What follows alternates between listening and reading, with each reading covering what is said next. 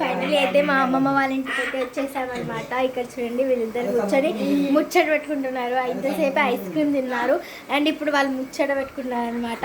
మా mummy and మా అమ్మమ్మ వంట చేస్తున్నారు. అంటే మేము రాకముందుకి మా అమ్మమ్మ చేస్తుంది అనమాట. మా ఇంట్లో ఈరోజు స్పెషల్ ఏంటో మీకు చూపిస్తాను చూడండి.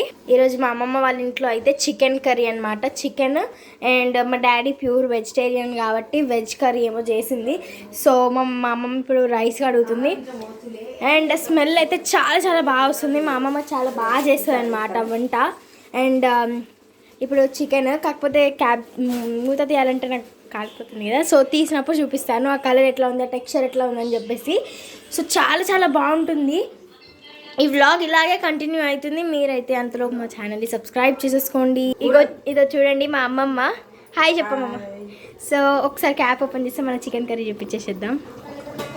సో చూడండి ఎమ్మి అసలు క్యాప్ తీయగానే ఇంకా స్మెల్ బాగా వస్తుంది. అండ్ దాని టెక్స్చర్ చూడండి, ఆహా చూస్తుంటేనే తినబుద్ధి అవుతుంది. So we have to wait.